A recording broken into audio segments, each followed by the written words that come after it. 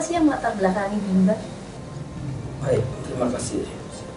Jadi ada beberapa dasar pemikiran atau latar belakang. Yang pertama, yang kita tahu ada belajar adalah mitos, belajar adalah beban.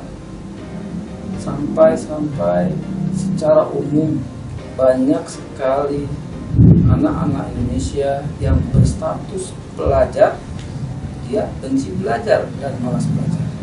Sampai dewasa pun benci belajar. Ini sangat memprihatinkan. Jadi harus ada satu solusi bahwa supaya belajar menjadi suatu kegiatan yang menyenangkan. Kedua, ada lagi dampak negatif globalisasi media elektronika.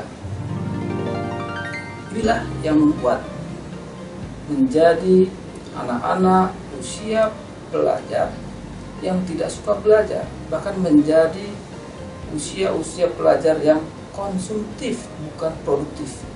Inilah yang harus kita perhatikan. Lain lagi juga yang harus diperhatikan bahwa anak usia dini, anak dari 0 tahun sampai 6 tahun atau 8 tahun merupakan golden age atau usia emas atau periode emas, atau istilah lain critical period, periode kritis. Itulah Bimba hadir sejak usia dini untuk mengantisipasi nanti ketika anak sudah usia belajar agar menjadi anak yang rajin belajar. Jadi sejak usia dini harus ditanamkan karakter minat belajar.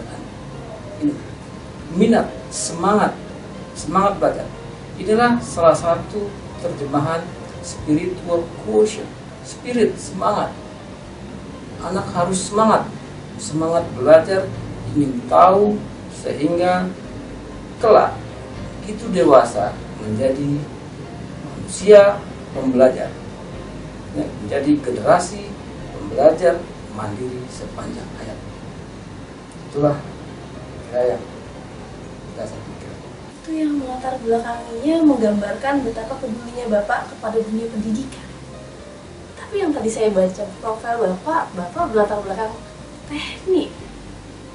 Kenapa bisa seperti itu, Pak? Baik, terima kasih. Memang benar, saya sangat menyukai bidang teknik. Apalagi bidang saya di aerodinamika. Dan saya pernah juga bekerja di salah satu BPP teknologi. Dan kebetulan ditempatkan di salah satu tempat ikut meriset pesawat CN 250 di Jakarta. Tapi kalau saya pikir-pikir, kalau saya membuat pesawat mungkin 40 tahun baru jadi satu. Tetapi kalau saya mencetak manusia, mungkin 40 tahun sudah berapa manusia, yang ribuan manusia yang mungkin bisa membuat pesawat, buat mobil, kereta dan sebagainya.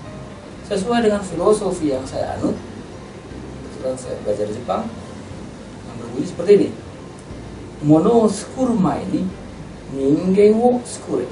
Artinya mono, barang, skuru, membuat, main.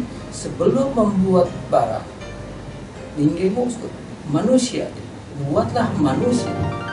Jadi kalau membangun suatu negara atau pribadi harus manusianya dulu, bukan bendanya dulu.